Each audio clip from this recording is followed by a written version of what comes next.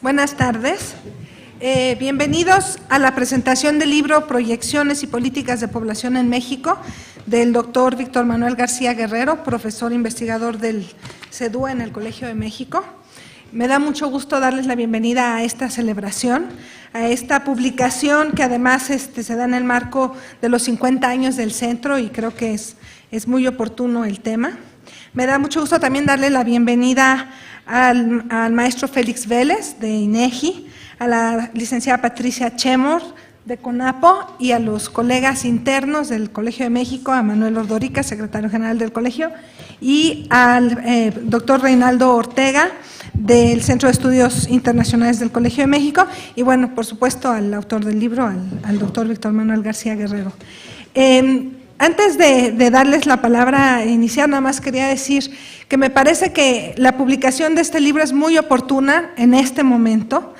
Creo que refleja y cubre una de las áreas básicas del quehacer del demógrafo y donde además no solo es que el demógrafo se encierre y haga sus estimaciones, proyecciones, etcétera, sino justamente lo que buscamos, no solo creo que en el Colegio de México, sino en el gremio de demógrafos en general, es un diálogo con diferentes sectores, con académicos, no solo demógrafos, con el sector público, con los generadores de información y en ese sentido la forma en la que se integró este panel, pues creo que justo refleja ese público con el que queremos dialogar, ¿no? Por una parte, con expertos académicos de otras áreas de políticas públicas, que sería el caso del doctor Reinaldo Ortega, con los generadores de información, que sería el caso del maestro Félix Vélez, con los usuarios de la información y, bueno, muy importante, con quienes hacen las proyecciones oficiales del país, que sería el caso de CONAPO, con la licenciada Patricia Chemor, y, bueno, por supuesto, dentro de la comunidad de demógrafos, pues no todo está dicho, entonces con el doctor Manuel Ordorica.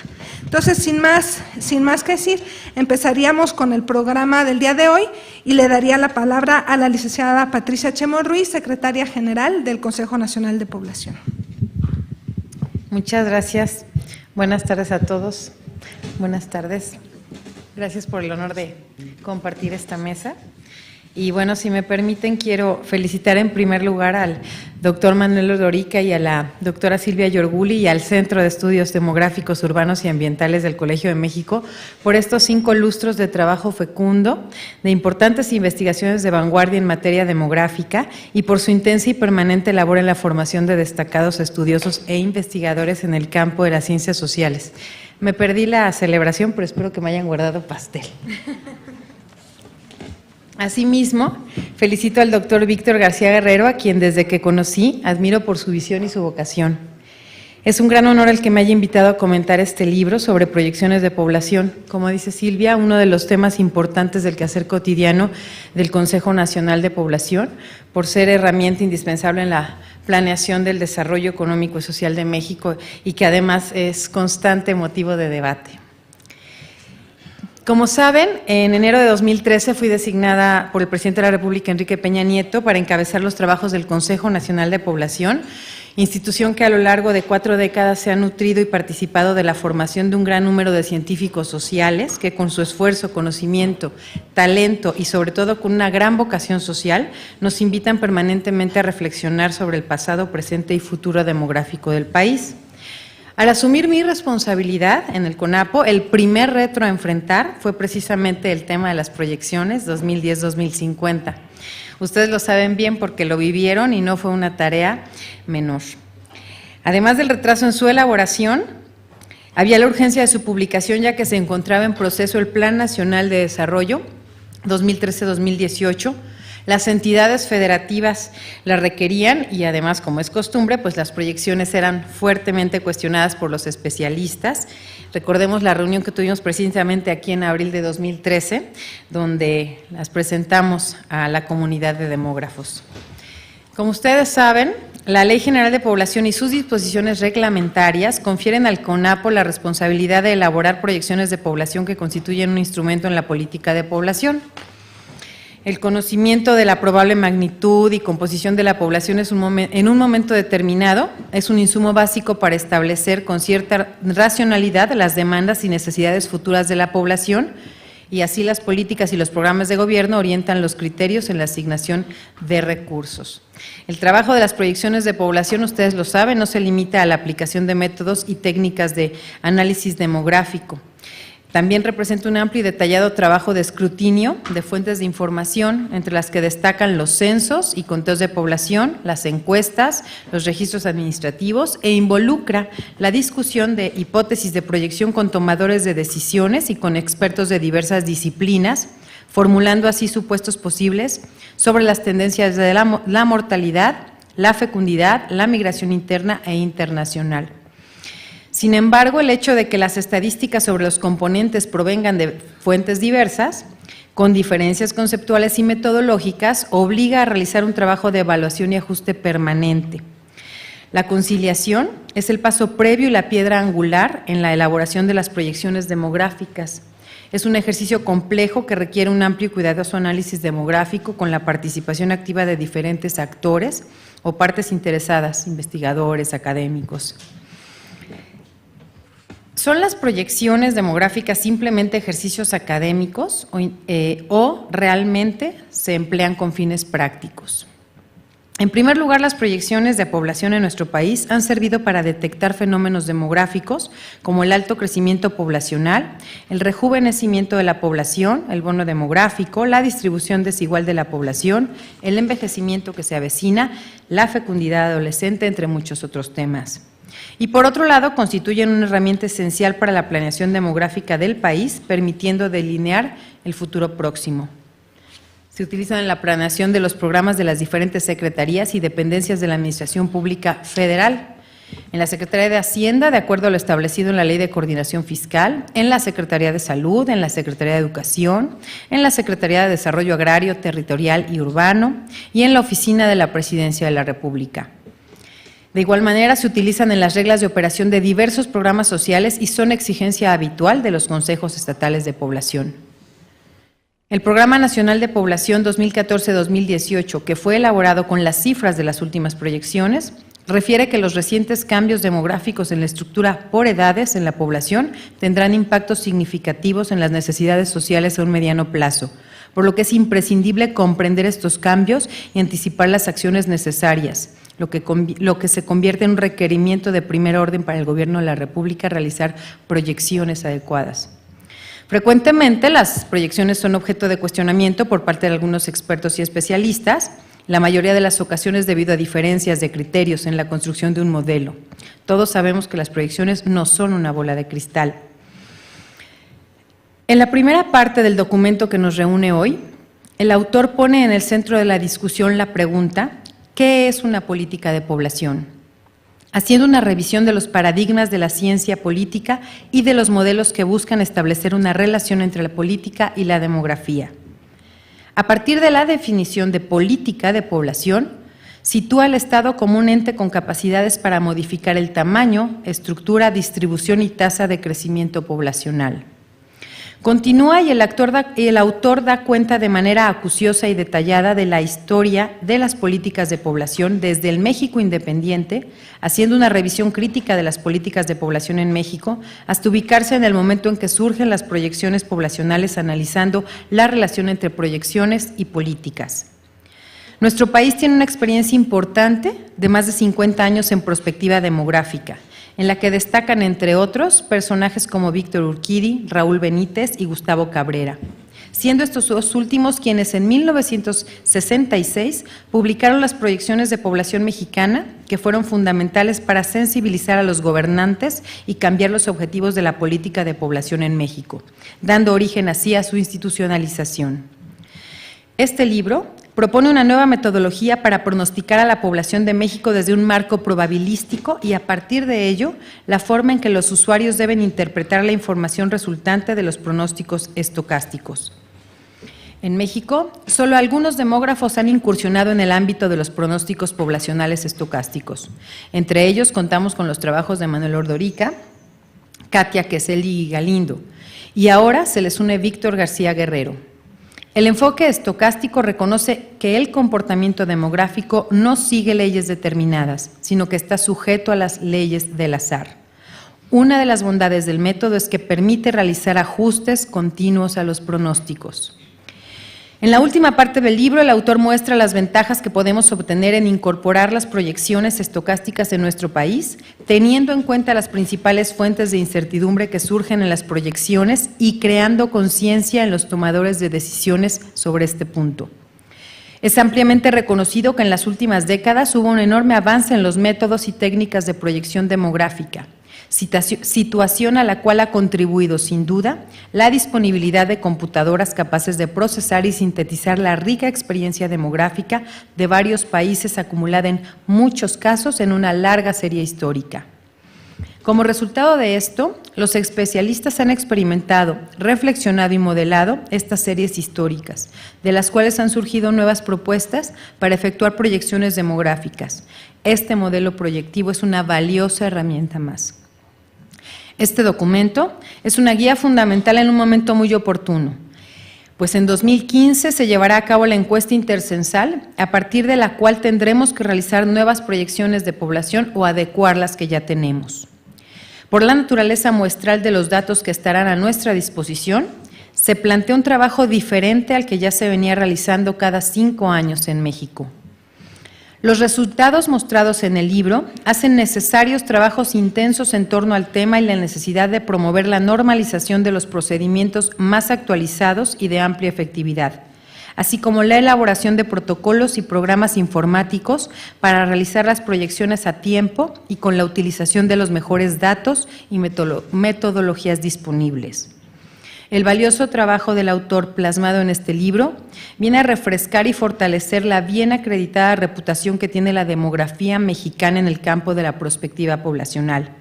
Muchas gracias, doctor García, por este horizonte. Gracias por permitirnos compartir y aprender. Gracias por estar de pie junto al CONAPO, con la mirada puesta en el futuro. Gracias por hacer las cosas de maneras distintas, porque solo así se logran resultados distintos y solo así los verdaderos cambios. Gracias, Víctor.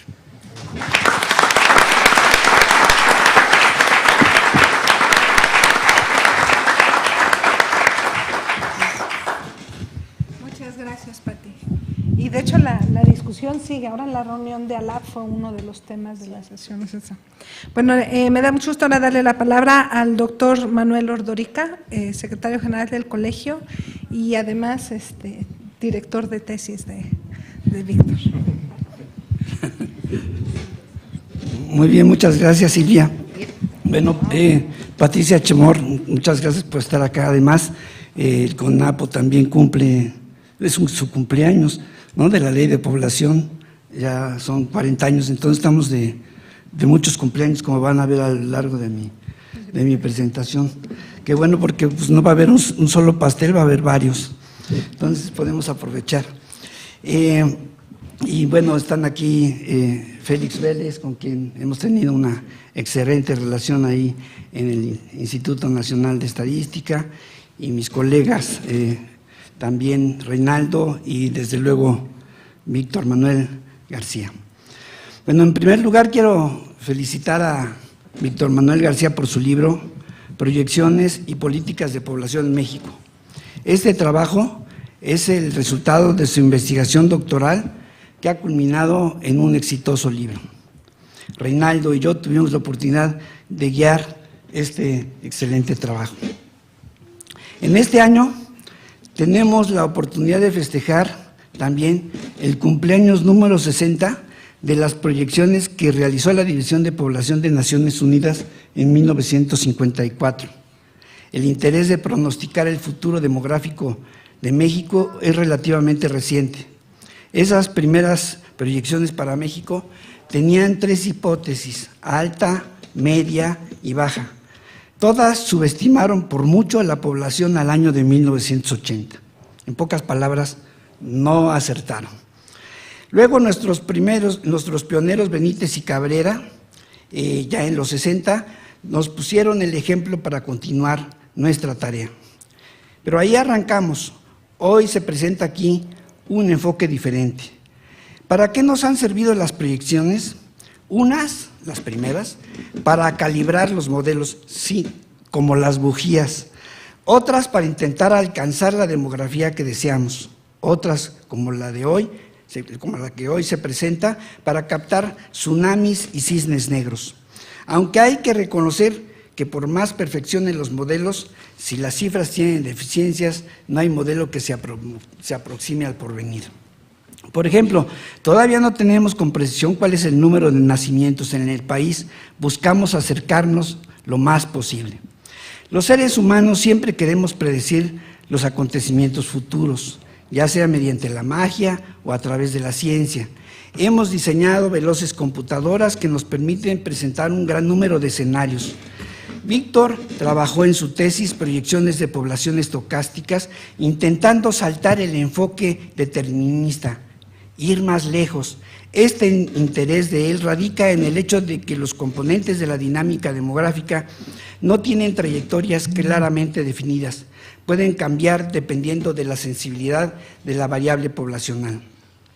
El término estocástico proviene del latín stokasticus, que a su vez procede del griego stokásticos, que significa hábil en conjeturar. Desde el punto de vista matemático, proceso estocástico es un concepto que nos habla de la teoría de la probabilidad y de alguna manera es una serie de sucesiones, es una serie de variables aleatorias que evolucionan en una forma u otra y generalmente vinculadas al tiempo. Si bien es cierto que no es un concepto nuevo, él busca eslabonar sus resultados con la planeación demográfica. Hay que darle su justa interpretación y saber para qué usarlas. Lo que Víctor presenta no es solo un número infinito de escenarios, da ideas de problemáticas. Por ejemplo, ¿cuánto costarían las pensiones en la hipótesis más baja y en la más alta? Los números hay que interpretarlos, eso es lo que le surge al lector. La palabra estocástica, la verdad es que es muy sexy, es una palabra que llama la atención, es fuerte, poco usada, es pomposa, es como la verdad. Los encargados de la planeación ahora deben tener no solo la curiosidad y simpatía por la aleatoriedad de los datos, sino la capacidad para leer números. Es como la persona que tiene más de 100 unidades de glucosa, a cuidarse y a prevenir elevaciones muy altas de la glucosa en sangre. Ir con el médico a que lo atienda, lo mismo con las proyecciones. Nos da una idea de unidades que ponen en peligro nuestra sociedad. Durante muchos años se han hecho proyecciones planteando varias hipótesis en los componentes del crecimiento demográfico. La pregunta que se hacían nuestros pioneros en proyecciones es ¿qué pasaría si la fecundidad, la mortalidad o la migración tuvieran determinada evolución? Hoy Víctor nos plantea una alternativa a partir de un conjunto Aleph 1 de opciones, es decir, un conjunto infinito de posibilidades. Sus proyecciones no dan 1, 2, 3 o 4 resultados, sino una gama enorme de posibilidades. Su trabajo tiene la virtud de vincular los pronósticos con la política. Este es un libro que relaciona las proyecciones de población con la planeación demográfica. Por primera vez en nuestro país se elaboran proyecciones de población de este tipo, por lo que incorpora el elemento de la incertidumbre en cada componente. Las proyecciones son un elemento clave para la planeación. Son utilizadas, como lo decía Patricia, para analizar las demandas en vivienda, educación, salud, empleo, alimentación, agua, entre otros aspectos. A partir de las proyecciones se pueden plantear metas sobre las variables sociales y económicas. El libro se divide en dos partes. En la primera parte se estudia la relación de las proyecciones y las políticas de población, y en la segunda parte se presenta la metodología para proyectar la población y analizar sus resultados. El libro tiene varias cuestiones novedosas. Una de ellas es la construcción de cuasi intervalos de confianza a partir de la desigualdad de Markov. Una ventaja de esta desigualdad es que no supone que los errores tengan alguna distribución, como sabemos generalmente se hace el supuesto de normalidad. Mi comentario lo voy a centrar en los resultados. Ya hemos tenido la oportunidad de discutir con Víctor muchas de las ideas que aparecen en el libro. La ventaja de este tipo de proyecciones aleatorias, como decía, es que no producen un número finito de soluciones, sino un número infinito de posibles resultados, como ya lo he mencionado. El intervalo de variación de la tasa global de fecundidad en 2050 según el 95% de confianza, sería de 0.55 a 2 hijos. En ambos casos la población iría hacia la extinción, en un caso más rápido que en el otro. Una tasa global de fecundidad de 0.5 significa que en promedio cada 2 parejas tendrían un hijo, mientras que la tasa global de fecundidad de 2 significa que estamos levemente por debajo del reemplazo, 2 hijos en promedio por pareja. Con respecto a la mortalidad, la esperanza de vida al nacer variaría entre 80.5 años y 78.5 para el 2050. Aumentaría unos pocos años en el medio siglo. Entre las dos hipótesis se obtiene una diferencia mínima de tan solo 2 años. En las proyecciones se observa mayor incertidumbre en el caso de las mujeres. En conclusión, respecto a esta variable, es que no se producirían grandes cambios. Solo un cisne negro podría afectar dicha dinámica a partir de un hecho catastrófico que elevará la mortalidad. La migración internacional es el componente de mayor volatilidad. El saldo neto migratorio variaría entre menos 148,000 y menos 452,000 en el 2050. Si ocurriera este último dato de casi 500,000 de saldo migratorio negativo en medio siglo aproximadamente, se reduciría la población en alrededor de 20 millones de personas. En la proyección estocástica siempre el saldo que se observa es negativo. No se percibe en su proyección un posible cambio de signo. Como se puede apreciar en todas las hipótesis, la influencia del pasado es muy importante en este tipo de proyecciones. La inercia demográfica o momentum imprime una dinámica a los componentes que es difícil modificar.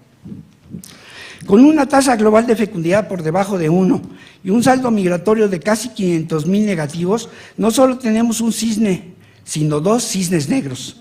Estos son eventos raros que tienen efectos catastróficos. Por eso esta proyección es importante. Podemos influir, entre otras cosas, sobre lo que queremos que pase. Las otras proyecciones de tipo programáticas dicen cosas diferentes. Lo que presenta Víctor nos indica lo que pasaría si siguen las tendencias en un intervalo amplio de variación, y la otra, la programática, lo que podría ocurrir en una dinámica determinista de unas cuantas hipótesis. Para fines de planeación, me parece que la estocástica va primero, para que nos indique el grado de variación de los componentes y su evolución. Por lo que se refiere a la programática, que según yo va después de la estocástica, esta nos indica qué tendencias podrían ser las más adecuadas para nuestro país, lo que queremos cambiar, hacia dónde queremos ir. La población total en el 2050, según la hipótesis baja, o más bien la cifra más baja, es de 103.7 millones y la alta es de 121.6 millones. En el primer caso es regresar al año 2000 en el número de habitantes. El máximo de la función de la hipótesis mínima es de 117.4 en el 2028 y el óptimo en la hipótesis máxima es de 127.1 en el 2036. En ambos casos la caída es acelerada. Este resultado es muy importante para fines de política. ¿No será el momento para plantear una nueva política de población que promueva 2 o 3 hijos por pareja? Algo parecido a lo que hace China de regresar a un número deseable de 2 hijos y no de un hijo, política que desequilibró la estructura por edad y el mercado matrimonial en China. El logo del CONAPO no debería de cambiar a uno que tuviera una familia más amplia, no de 2 como parece en el logo. ¿Queremos que nuestra población se extinga? Eso es lo que nos dicen estas proyecciones. A partir de ellas podemos plantear escenarios deseables, si es que queremos hacer cambios en las trayectorias.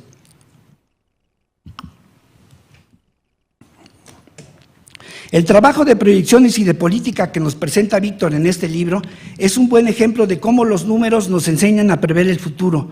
Las proyecciones estocásticas y las programáticas no se contraponen, se complementan, dicen cosas diferentes, solo hay que entender el lenguaje numérico de ellas. Estas proyecciones son una herramienta fundamental para hacer los cambios necesarios en la demografía del siglo XXI. Solo analizando algunos números de sus proyecciones, vemos que nos aproximamos a la implosión demográfica.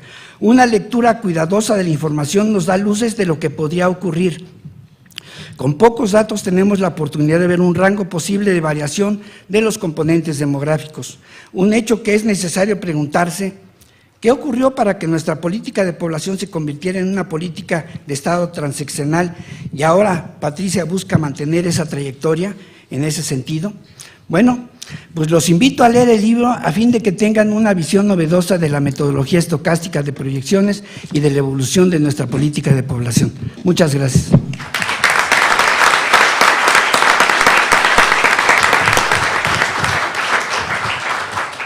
Muchas gracias, Manuel. Ahora le doy la palabra al doctor Reinaldo Ortega Ortiz, también su director de tesis. Ahí le pasas el micrófono.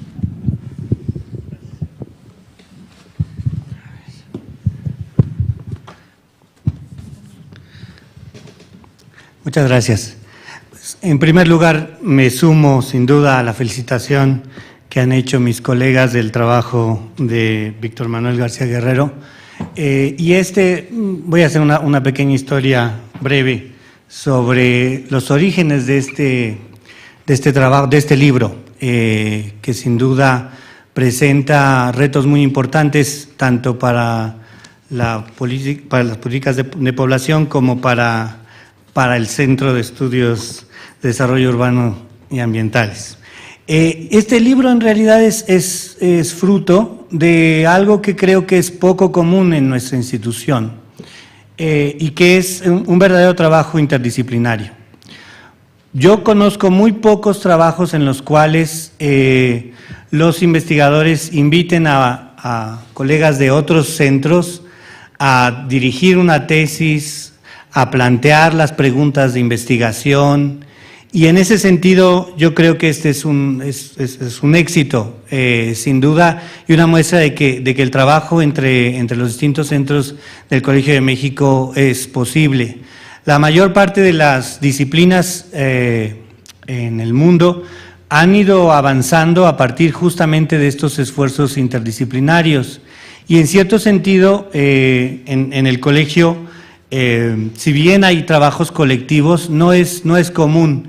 Y fue, haciendo la historia muy larga, desde que en el CEDUA existía el seminario de investigación y de tesis, que se acercaron a mí quienes dirigían en ese momento el seminario, que eran Edith Pacheco y Olga, y me plantearon junto con Víctor y Manuel la posibilidad de que un profesor de internacionales se apoyara en esta dirección de una tesis doctoral, que sin duda era toda una apuesta, porque yo creo que nunca se había hecho ni en el CEI ni en el CEDUA, entonces en ese sentido marca parte de yo creo de un buen proyecto como institución.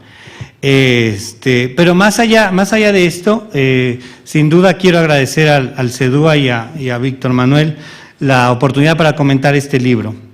Su texto se enmarca en una tradición de estudio sobre la población, como ya mencionaron antes tanto Silvia como Manuel, y los estudios de la población y las políticas públicas en México, la cual ha dado una fuerza intelectual y una relevancia política a nuestra institución. Hace algunos días en este mismo auditorio se recordó la obra de Víctor L. Urquidi como presidente del Colegio de México. Estoy seguro que el profesor Urquidi, como lo llamábamos algunos, habría estado muy contento de que esta obra se haya escrito aquí y que hoy se haya transformado en un libro que se presenta en el colegio. El libro, como ya también se dijo, está formado por dos partes que dialogan y que fueron resultados de este esfuerzo interdisciplinario del que ya les hablé. En la primera parte se analizan las políticas de población y su interrelación con las proyecciones demográficas. Como sostiene el autor, se parte de una visión estadocéntrica de las políticas públicas. La segunda parte consiste en el esfuerzo ya explicado por Manuel sobre generar proyecciones de población e identificar lo que el autor llama aspectos ideológicos que subyacen en los supuestos de las proyecciones de población. Yo me voy a centrar sobre todo en la primera parte del texto y al final haré unas reflexiones sobre la segunda. En un texto de 1686, el marqués de Vauban escribió a Luis XIV preguntándose: ¿acaso no sería enormemente satisfactorio para el rey conocer en un momento determinado cada año el número de sus súbditos, su total por región, conocer la riqueza de los mismos o la pobreza de cada lugar, el número de sus nobles y sus religiosos, cuántos jueces hay, quiénes son católicos, quiénes profesan otras religiones, todos clasificados de acuerdo a su lugar de residencia? ¿Acaso no le decía en la misma carta, no sería útil para el soberano desde su oficina revisar en solo 1 hora el presente y el pasado de un gran reino del cual él es la cabeza y conocer con certeza en qué consiste su grandeza, su riqueza y sus fuerzas? Este hombre, Vauban, que era un noble de la nobleza blanca francesa y que fue ascendiendo hasta convertirse en consejero del rey, en realidad a lo que se dedicaba era a defender a Francia de las guerras y construyó innumerables fortalezas y tenía una serie de ideas importantes, pero entre sus intereses estaban las matemáticas. Entonces escribió un libro incluso sobre método simple y general para contar la gente. Eventualmente se convirtió, Luis XIV confió en él y se convirtió en uno de los primeros censos en Francia. En ese entonces los estados absolutistas europeos básicamente estaban discutiendo sobre cómo defender a la nación y cómo es que esta nación podía defender sus fronteras. El censo obviamente era solamente parcial y solamente concluía algunas regiones. Esa era la idea de... En esencia, la Carta del Marqués consistía en proponer al rey un censo sobre Francia. Eventualmente se llevaron censos parciales en ciertas regiones. La primera parte del libro que hoy nos convoca básicamente nos cuenta los avatares de la historia política y las políticas de población en nuestro país, desde la independencia hasta nuestros días. No es este lugar para hacer esa historia, pero en términos del Estado mexicano, el autor nos dice que es posible distinguir 2 grandes etapas. La primera, que trataría de una política pronatalista, y la segunda, básicamente a partir de los años 70, con una política neomalthusiana, que hoy por lo visto Manuel quiere modificar. Eso es muy importante. En buena medida, cada una de estas etapas se explica por las necesidades e intereses del Estado mexicano. Terriblemente débil durante todo el siglo XIX. México tenía un territorio inmenso que no era capaz de defender, como se demostró por las múltiples intervenciones extranjeras. Además de un problema demográfico, había problemas financieros constantes. Una historia triste que se repitió en diversos momentos de la historia.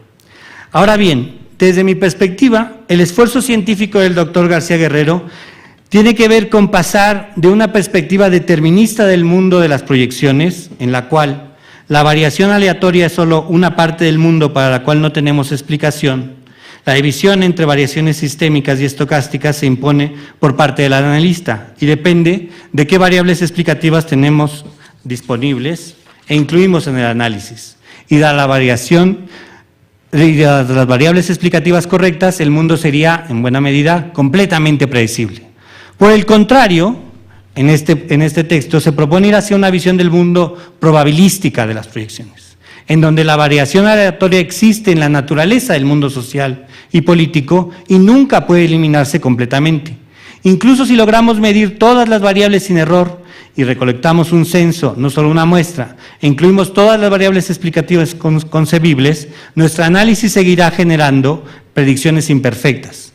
Un investigador puede dividir el mundo en componentes aparentemente sistemáticos y no sistemáticos, y siempre podrá mejorar las predicciones, pero nada de lo que haga el investigador para analizar los datos puede reducir la cantidad de variación no sistemática que existe en varias partes del mundo empírico. Lo que se puede establecer en todo caso son estos rangos de error.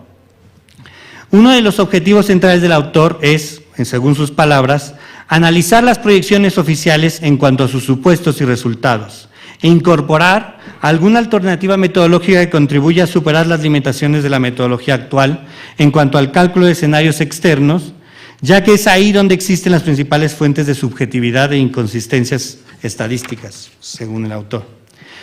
Como sostiene el profesor García Guerrero, a diferencia de lo ocurrido en las primeras proyecciones demográficas calculadas por Benítez y Cabrera en 1966, el uso de las proyecciones a partir de finales de la década de los 70 fue dirigido hacia la validación de metas y objetivos cuantitativos sobre la población mexicana, específicamente sobre su crecimiento.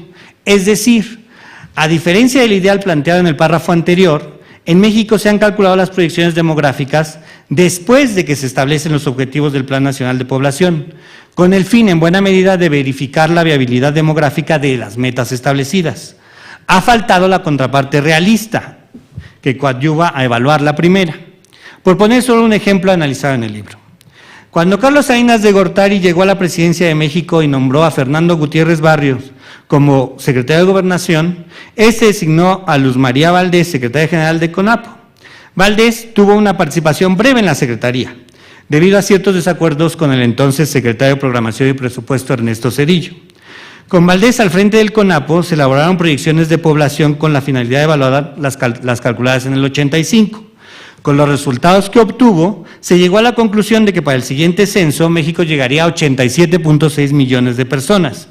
Este hecho no fue del agrado del señor presidente, debido a las implicaciones económicas y al impacto internacional que esto significaba. Recordemos que en aquel entonces se negociaba el Telecán. Ante lo anterior, el secretario de Programación, encargado de la planificación del censo, prometió al presidente que no habría en el censo más de 80 millones de mexicanos. Esto llevó a Valdés a renunciar. Al final, según la conciliación demográfica del 2006, se estimó que la población mexicana en 1990 era de 83.9 millones, lo que significó que el censo pudo subestimar la población entre 15 y 64 años y sobreestimar la de 0 a 14. Lo que implica que se calculó una reducción de la fecundidad mayor que la reportada en el censo. De acuerdo con el doctor García Guerrero, las primeras proyecciones demográficas fueron exitosas porque señalaron un escenario factible o no, que motivó un cambio en el paradigma en el ámbito demográfico. Luego se crearon y reformaron una serie de instituciones, de las que se establecieron programas que modificaron esa trayectoria demográfica de México. A pesar de ello, la planificación fue incompleta. No se consideraron las potencialidades que representaba el gran volumen de población joven que predominaría al final del siglo XX, ni se actuó en consecuencia para aprovechar esa oportunidad. Según el autor, hoy México se encuentra en una etapa clave del proceso de envejecimiento de su población, el cual, si se atiende oportuna y adecuadamente, permitirá preparar a las instituciones del Estado para cuando llegue a la etapa en que la población en edades de retiro represente una proporción más significativa. Desafortunadamente, me temo que las autoridades mexicanas no son conscientes, y si lo son, parecen incapaces de presentar proyectos que permitan al país enfrentar esos retos. Pongo solo dos ejemplos, uno de un problema acuciante y otro para el futuro inmediato. En México viven 32 millones de personas mayores de 15 años en condiciones de rezago educativo, pese a que la educación es un derecho social establecido en la Constitución. Se estima que de esa cifra, 5.4 millones son analfabetas. 10 millones no concluyeron la primaria y 16.4 millones dejaron trunca la secundaria, de acuerdo con las cifras de la Universidad Nacional Autónoma de México. Además, solo 3 de cada 10 personas de entre 19 y 23 años tienen acceso a la educación superior, según indican diversos estudios. En promedio, de cada 100 niños que ingresan a la primaria, solo 50 concluyen sus estudios en el nivel medio superior. Solo 21 egresan a la formación universitaria y solo 13 de esos 21 se titulan. Este rezago representa uno de los principales retos que enfrenta el país y debe enfrentarse con una política de Estado orientada a ampliar las oportunidades de los niños y los jóvenes. Como dijimos antes, solo 3 de cada 10 mexicanos tienen oportunidades de cursar una licenciatura, mientras que alrededor de 7 millones de mexicanos entre 19 y 23 años ni siquiera están preparados. Según la NUYES, en términos de la ampliación de la matrícula de educación superior, para el 2020 debería haber 4.700.000 estudiantes. Para lograr esa cobertura para lograr una cobertura que pase del 30 al 48%, que tampoco es un gran logro. Esto implicaría 170.000 alumnos más por cada año. Quedan menos de 10 años para el 2020, lo que de acuerdo con el informe de la educación superior en México, implica un esfuerzo presupuestal de entre 6.000 y 7.000 millones de pesos adicionales al año. El Centro de Estudios de las Finanzas Públicas de la Cámara de Diputados refirió que el gasto nacional en educación durante el sexenio del expresidente Felipe Calderón disminuyó de 6.5 a 6.4%, es decir, 1.6% menos que el 8% que se había programado en la Ley General de Educación. La Subsecretaría de Educación reporta en su informe sobre el rezago educativo que es importante fortalecer los sistemas de apoyos económicos y académicos para favorecer el acceso y permanencia de los estudiantes de familias de escasos recursos. Pero ni siquiera los estudiantes que reciben beca, 7 de esos se mantienen en la educación, mientras que 3 desertan. Si no atendemos estos problemas, difícilmente se logrará el crecimiento requerido. Ahora bien, en términos de agregar esfuerzos para ampliar la matrícula escolar, como dije, no se cuentan en este momento con los recursos necesarios. En el nivel medio superior, actualmente solo el 71% de los estudiantes que deberían estar en bachillerato lo están, y solo el 34% de los estudiantes que deberían estar en la universidad lo están. La cobertura es significativamente menor en México que en otros países, como podría ser el caso de Brasil o Chile. Entre 2000 y 2012, la escolaridad promedio en el país pasó de 7 a 8.7 años. Por entidades federativas hay una enorme desigualdad entre los datos que tenemos sobre Chiapas, Guerrero, Oaxaca, que tienen los niveles más bajos, en contraste con el Distrito Federal, Nuevo León, Baja California, que ostentan las mayores tasas de escolaridad, de acuerdo con los datos de la misma Secretaría de Educación Pública. Si en 1970 el porcentaje de analfabetas era del 23%, que equivalía a 7.7 millones de mexicanos, en el siglo XXI este fenómeno persiste, y no con cifras menores. Para 2010, este indicador era del 6.9% de las personas mayores de 15 años, alrededor de 5 millones de mexicanos, y más de la mitad de esas cifras son mujeres e indígenas. Más de medio millón de jóvenes entre 15 y 29 años, y más de 2 millones tienen entre 30 y 59. Hoy, más del 30% de los jóvenes que egresan de las escuelas secundarias no tienen oportunidades de ingresar a las escuelas preparatorias, simplemente porque el Estado mexicano no creó los espacios suficientes para satisfacer esa demanda. Esta situación genera no solo un problema de creciente desigualdad de oportunidades entre los jóvenes, sino un rezago educativo tremendo para el país. El otro caso es el de la atención a la población de mayor de 65 años. En este momento, el país no cuenta con los recursos necesarios para atender la demanda creciente en hospitales geriátricos y las enfermedades de las personas de la tercera edad. Uno de los fenómenos más complejos que se analiza en el libro, y que ya no me va a dar tiempo de mencionar, tiene que ver con la migración, que, como se mencionó, es uno de los componentes más complicados. Las expectativas desde el punto de vista de los planes nacionales de desarrollo sobre lo que iba a pasar con la migración están muy vinculadas a las expectativas económicas. Se planeaba que el país iba a crecer a lo largo de los pasados 12 años al 5% en promedio anual, y el crecimiento es de menos del 2%, lo que tiene repercusiones muy importantes sobre las tasas de migración. Pero bueno, no voy a entrar mucho en detalle en ese punto. En su fantástico libro Seeing Like a State, James Scott argumenta que el Estado premoderno era en muchos aspectos parcialmente ciego. Conocía muy poco sobre sus súbditos, su riqueza, sus propiedades, su producción, su localización y su identidad. No tenía nada como un mapa del terreno y su gente, pero sobre todo le faltaba una medida, una métrica que le permitiera traducir lo que conocía en estándares comunes y necesarios para una visión de conjunto. Como resultado de esa situación, sus intervenciones fueron generalmente crudas y autodestructivas. En buena medida, el libro del profesor Víctor Manuel García Guerrero intenta, dentro de la mejor tradición del CEDUA, presentarnos algo más que las sombras de las que habló Platón, sino tratar de enfrentar las esencias y las formas reales, y de esta forma ser capaces de enfrentar con una mejor capacidad y mejores herramientas los retos que el futuro inmediato nos presenta como país. Muchas gracias.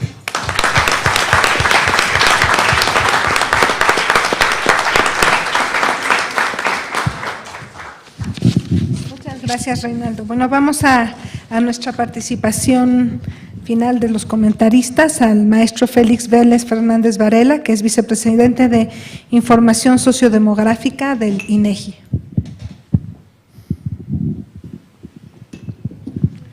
Muchas gracias, Silvia. Buenas tardes a todas y a todos. Es un gusto estar aquí. Voy a dividir en 5 partes mi breve exposición. Ya se irán dando cuenta de qué trata cada una para no desperdiciar mi tiempo. La primera parte tiene que ver con felicitar al autor, a Víctor Manuel, que lo considero un muy brillante demógrafo mexicano joven, demógrafo matemático, que no hay muchos, ¿no? Y un amigo, y gracias por invitarme, y también muchísimo gusto compartir este presidium con la directora del Centro de Estudios Demográficos Urbanos y Ambientales, con Silvia, también amiga mía, con mi amigo también Manuel Ordorica, el secretario general del CONAPO, y con el doctor Reinaldo, ¿qué dije? Dije del Colegio de México, perdón, perdón, y también, sí, perdón, y es que está también la secretaria general, mi amiga, Pati Chemor. Entonces, Pati, perdón por el lapsus, bueno, y también gracias por la invitación a los 50 años del centro. Tenía todas las ganas del mundo por asistir. Me imagino que habrá una memoria de lo que se dijo en el evento, porque me interesa muchísimo saber de qué se trató. Bueno, ahí termina la primera parte, ¿no? La segunda parte tiene que ver con la cuestión de la visión estadocéntrica de la política de población en México, que es uno de los primeros temas que, como ya se ha mencionado, se abordó. Se sustentada, por ejemplo, lo dice el autor por Ted Skocpol y por otros como Pranab Bardhan, Peter Evans, en donde las variables políticas y de política pública no se subordinan a las variables estructurales socioeconómicas, donde se rescata la autonomía de lo político. A mí me parece que esa decisión es muy afortunada. Ted Skocpol, por ejemplo, decía que normalmente los estados difícilmente caen, excepto cuando tienen un desafío interno combinado con un desafío externo. Ponía el ejemplo de Rusia en tiempos del zar, que por un lado atacaba a Japón y por otro lado atacaban los alemanes y luego los bolcheviques.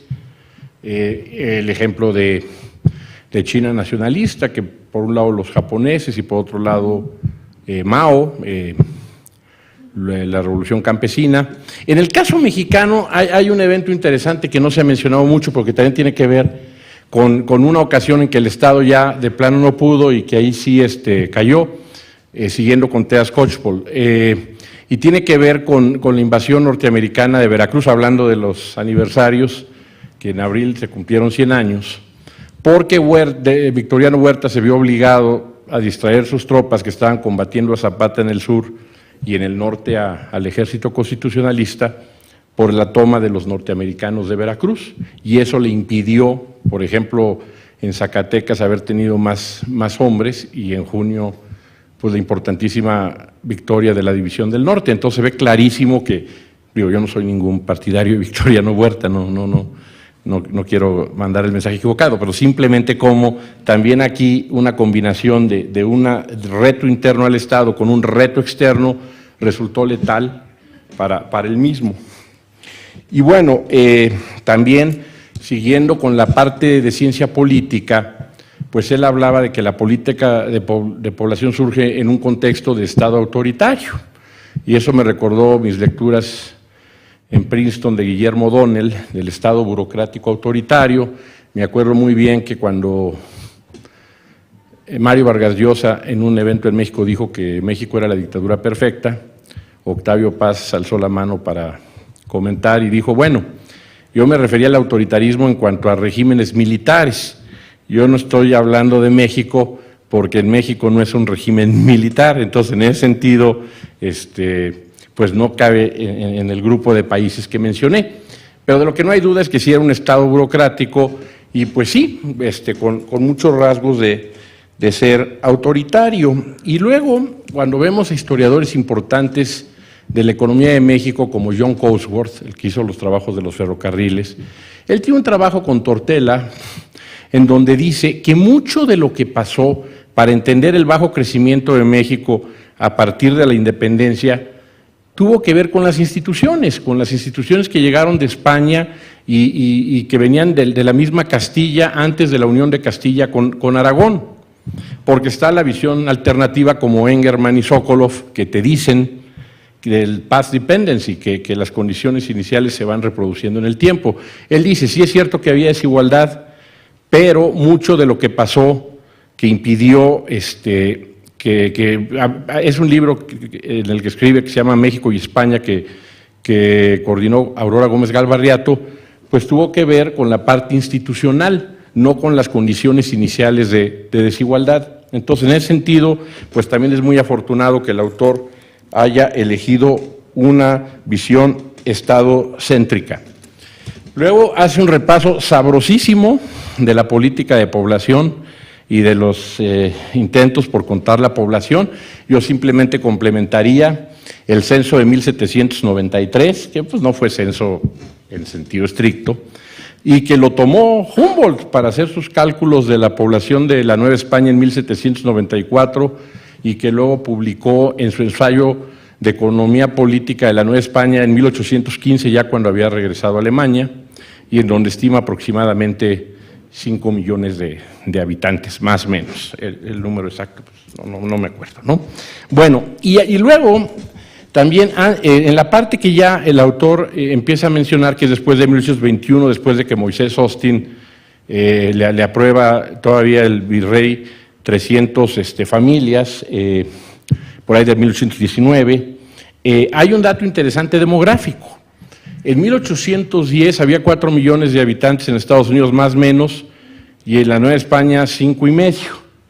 En 1848, cuando fue 47, perdón, la guerra con Estados Unidos, México no llegaba a los 7 millones y Estados Unidos había saltado de 4 a 21 en el mismo lapso. Entonces ya de tener menos gente, Estados Unidos ahora tenía 30 años después el triple de población. Eso nos da una idea muy clara de lo que implicó la poca migración y combinada con muy poca gente, como menciona el autor en el caso de México, y la muy fuerte migración a las 13 colonias, más lo que se fue agregando en el caso norteamericano, y que sin duda tuvo mucho que ver, no todo como siempre, en el resultado. Bueno, ya en el siglo XX también menciona mucho, por ejemplo, a Gilberto Loyo, que pues yo creo que ninguno de los que estamos en este presidio conocimos a Gilberto Loyo. Él, entre otras cosas, pues según entiendo, tuvo que ver en censos de población de 1930 a 1960. Fue secretario de Economía, de la Economía Nacional, se llamaba, en el gobierno de Adolfo Ruiz Cortines. Antes de eso fue director de la Facultad de Economía de la UNAM, del 44 al 52, y también fue director de Estadística, un sinaloense de ojos saltones, lo digo con todo respeto. Y bueno, porque dice algo que yo creo que tiene su elemento de verdad. Él decía que había que poblar, en parte porque si no había suficiente gente, pues palabras más, palabras menos, no era viable la economía. Es un poco un argumento, yo que de origen soy economista, de economías de escala. O sea, si no tenemos suficiente escala en los mercados, pues eso va a hacer que produzcamos bienes y servicios con costos medios en el largo plazo mayores y que eso nos quite competitividad. Entonces yo creo que no era nada más una visión patriótica y nacionalista, como dice el autor, sino que también tenía elementos de economía y sobre todo en el contexto de una economía cerrada, porque pues realmente en aquellas décadas la economía mexicana estaba muy cerrada al resto del mundo. Paso a la tercera parte.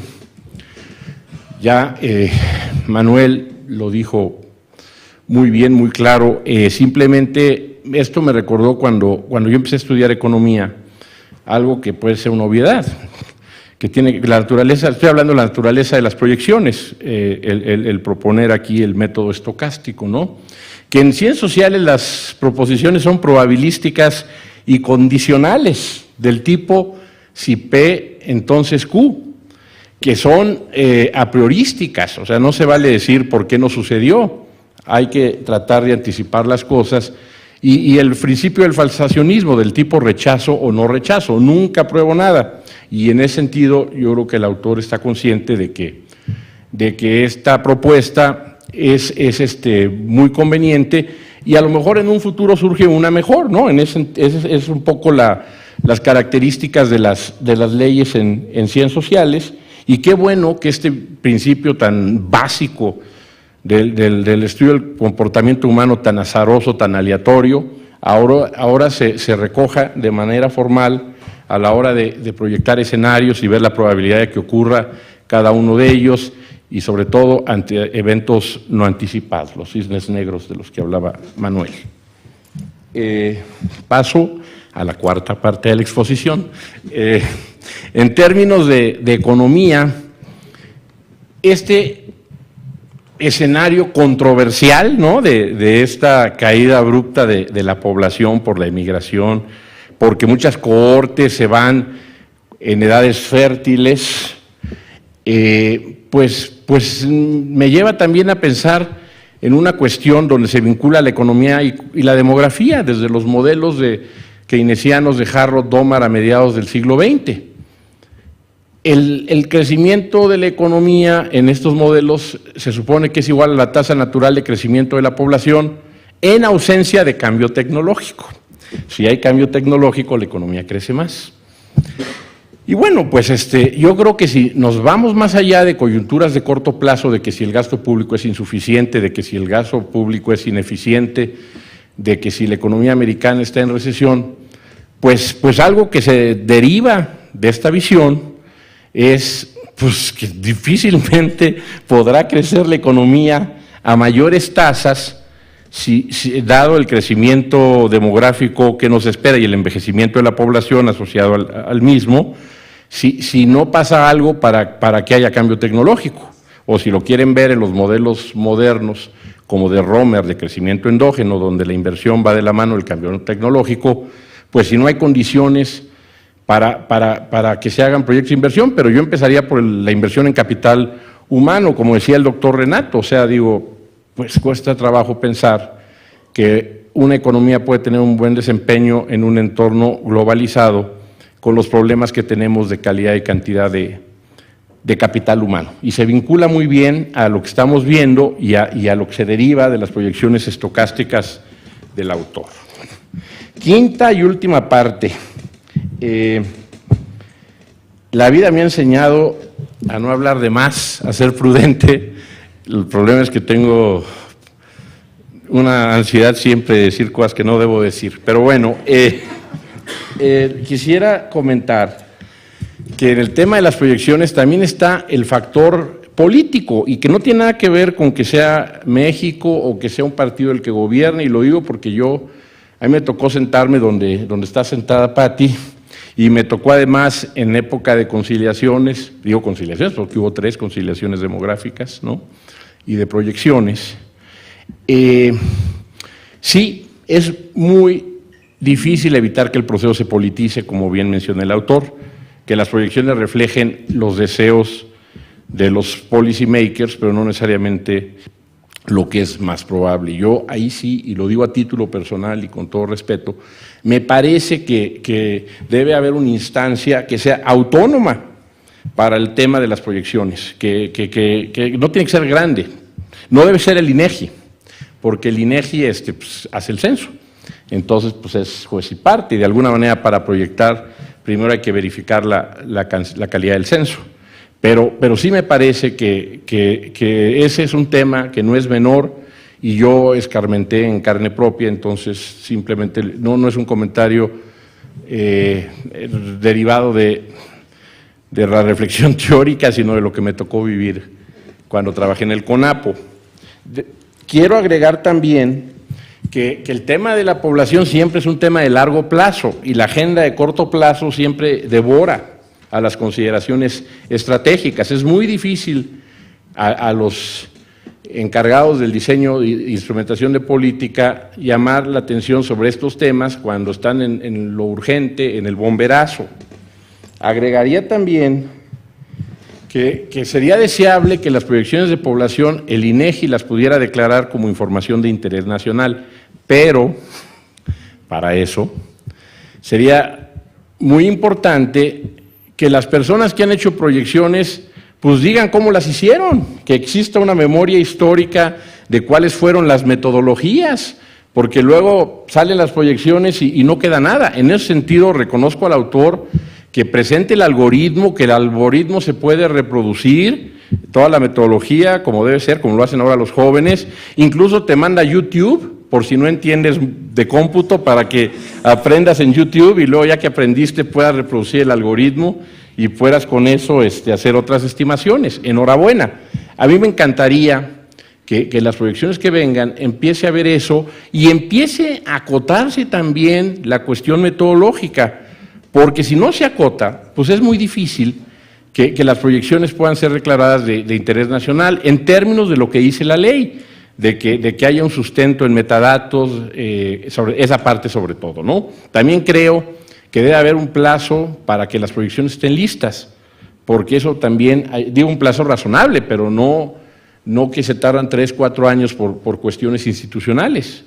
Entonces, esto es en complemento, y de alguna manera el autor lo dice, cuando dice que se ha proyectado en función de deseos de los políticos y también en complemento de pasar de lo determinístico a lo aleatorio, a lo estocástico. Y simplemente termino que el otro tema, y saludo al Colegio de México por haber contratado a Víctor Manuel, pues urge que haya más demógrafos matemáticos y demógrafas matemáticas, digo, son muy pocas, entonces el debate termina siendo entre un puñado de personas, así como también no hay muestristas. Ya en la parte que me toca ahora del INEGI, pues también me parece muy importante que haya más personas que sean formadas en diseño de muestras aleatorias, ese tipo de temas, porque de lo contrario, pues también el debate pues se limita, al menos en la parte técnica, a un club sumamente reducido. Nuevamente, muchas gracias por haberme invitado y muchas felicidades.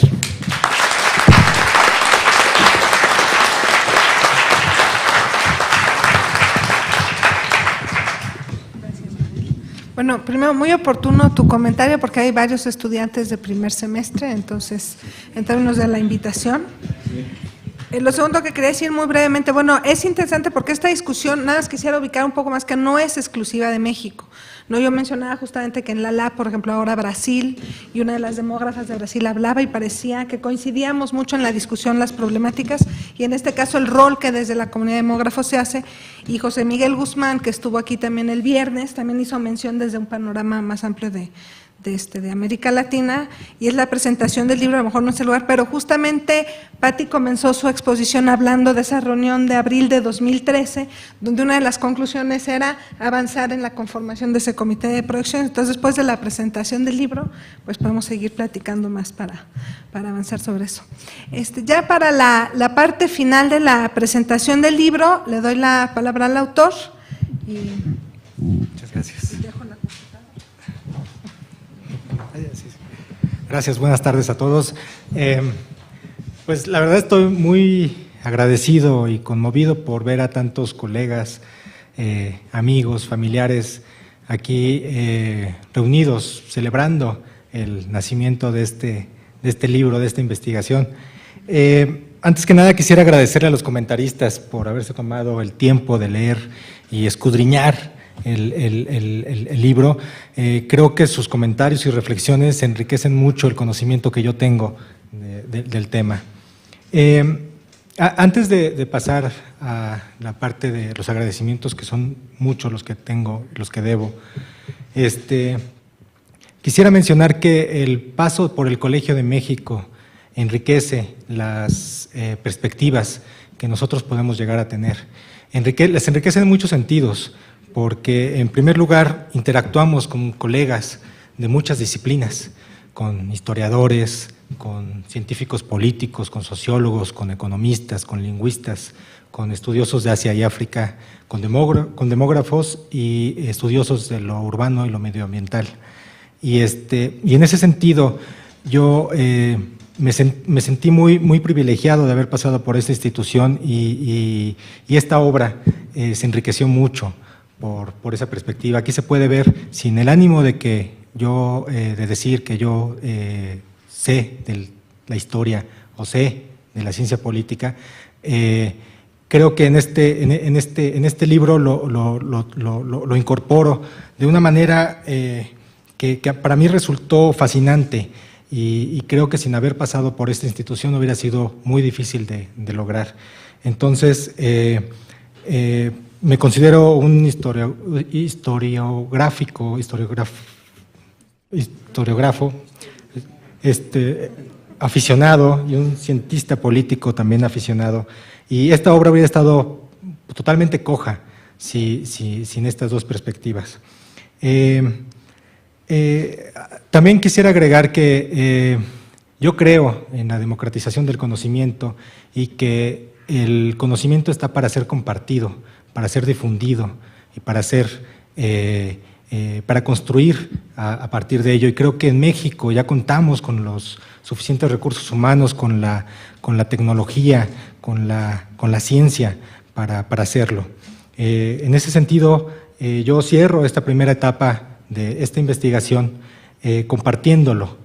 Por eso es que, como bien decía Félix aquí, yo muestro las metodologías, las abro para que se construya sobre ellas y para que a partir de ellas también se mejoren.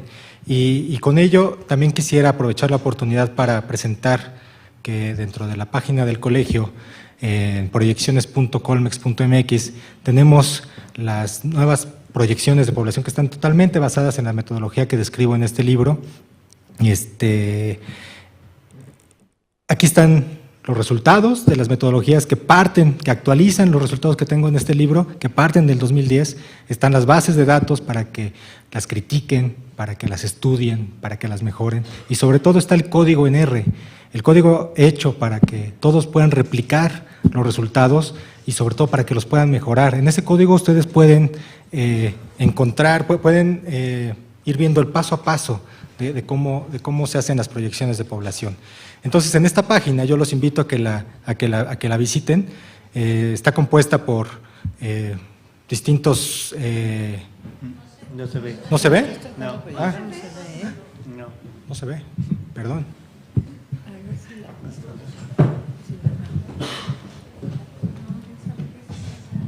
¿Hay que prender este? No. A ver. Ahí está. F4. ¿No?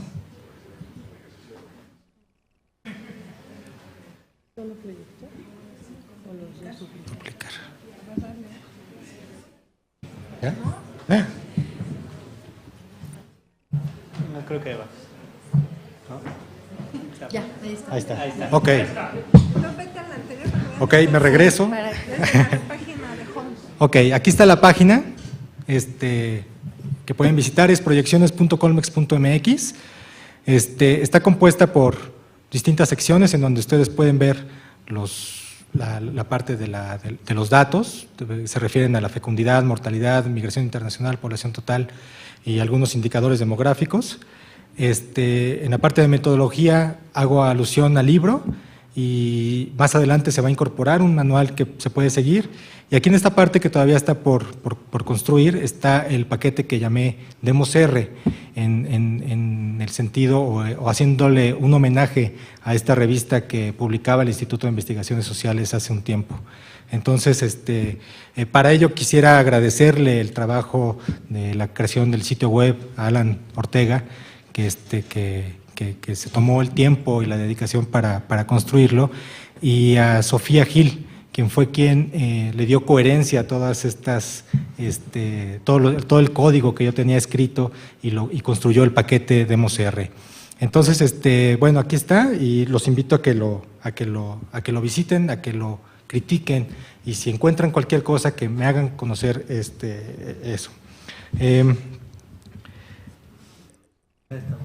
Ahí está, ahí hay una bonita gráfica de la pirámide de población, justo con los datos actualizados al año 2010. Entonces, bueno, ahí se ve un poquito cómo realmente, por muy bueno, como decía el profesor Ordorica, por muy bueno que sea el método, si cambian los datos base, va a cambiar toda la perspectiva que tenemos del futuro. Entonces, bueno, aquí los invito a que la visiten para que vean de qué se trata. Pasando a otro lado, o en este mismo sentido de los agradecimientos, Creo que le debo muchos agradecimientos a mucha gente y como ya lo he mencionado en varias ocasiones, este libro es el resultado de una serie de esfuerzos que no solamente son atribuibles a mí, sino que de una u otra manera han sido compartidos con amigos, colegas y especialmente con mi familia. Mi eterno agradecimiento y mi más profundo reconocimiento por su apoyo. En particular agradezco profundamente a mis ahora colegas, el profesor Reinaldo Ortega y al profesor Manuel Ordorica, quienes guiaron los primeros pasos de esta investigación, y si bien ahora son mis colegas, siempre van a ser mis profesores. A Rosario Cárdenas, a Alejandro Mina y a Alejandro Aguirre por sus atinados comentarios, y a los árbitros anónimos que enriquecieron esta obra. En especial agradezco mucho el apoyo e impulso que desde que inicié mis estudios ha dado la profesora Silvia Giorgiuli, quien nunca ha dejado de creer en este trabajo. Muchas gracias, Silvia. Al doctor Virgilio Partida por haberme compartido la información de la conciliación demográfica y proyecciones de población y por esas ricas discusiones que tuvimos durante mucho tiempo sobre proyecciones de población. Al Colegio de México, mi institución, donde siempre he encontrado el apoyo y motivación para realizar mis investigaciones. Y un agradecimiento muy especial a todas y todos los colegas del Centro de Estudios Demográficos, Urbanos y Ambientales por su invaluable apoyo para culminar esta investigación. A las secretarias del centro, cuyo apoyo ha sido fundamental para que este trabajo llegara a buen término, en particular a Alejandra Ramírez, a Alejandra Franco, a Rosy Ferrer, Mirna Guevara e Irma Palacios, que andan por allá atrás. Muchas gracias. A los compañeros de la biblioteca Daniel Cosío Villegas, por su apoyo en materia bibliográfica y en especial a Eduardo Rubalcaba, quien estuvo al pendiente del desarrollo de esta investigación. Muchas gracias. Al profesor Manuel Ángel Castillo, a Leti Argüelles, por su guía durante la edición y revisión del libro, a Manuel Brito por su paciencia y excelente trabajo de edición, a Federico Castillo por su trabajo en las primeras propuestas de portada y a Pablo Reina por concretar la portada final. A los colegas y compañeros de la Facultad Latinoamericana de Ciencias Sociales, sede México, quienes me brindaron un gran apoyo y respaldo mientras laboré en esta institución, en especial al doctor Francisco Valdés y a la doctora Cecilia Gallet, quienes me apoyaron al inicio de mi carrera académica. Gracias. Muchas de las ideas que contiene esta investigación surgieron mientras estuve en el World Population Program del International Institute for Applied Systems Analysis en Luxemburgo, Austria, por lo que agradezco a esta institución el haberme abierto sus puertas. En especial agradezco a los profesores Wolfgang Lutz y Sergei Sherbov, a la International Max Planck Research School for Demography de Alemania, quien me apoyó para realizar el curso de Frontiers in Informal Demography en la primavera del 2009 y donde tuve la valiosa oportunidad de conocer a los profesores Hal Caswell y Germán Rodríguez, quienes se tomaron el tiempo para discutir y atender mis dudas sobre proyecciones de población. A mis suegros y a mi cuñada por su gran apoyo, a mis hermanas y sobrinos y cuñados por todo su apoyo y cariño. Este libro está dedicado especialmente a mis padres por su incondicional apoyo, sin el cual esto nunca hubiera sido posible. A mi eterna compañera de batallas, Paulina, por su amor, apoyo, comprensión y por estar a mi lado en los momentos difíciles. Además, te agradezco profundamente por ser mi crítica más severa y cuyos invaluables comentarios enriquecieron esta investigación. He de agregar que ella también fue la autora intelectual de esta bonita portada, quien concretó Pablo. Muchas gracias por todo. Este libro es tan tuyo como mío. Desde que comencé esta investigación me he apasionado por el estudio científico del futuro demográfico del país y las consecuencias que tienen las acciones que emprendemos hoy. Sin embargo, desde hace un poco más de 3 años, mi interés tiene una motivación mayor y mis esfuerzos hacia el futuro son guiados por el gran amor a mi hija Valentina, a quien le dedico de manera muy especial este libro. Muchas gracias.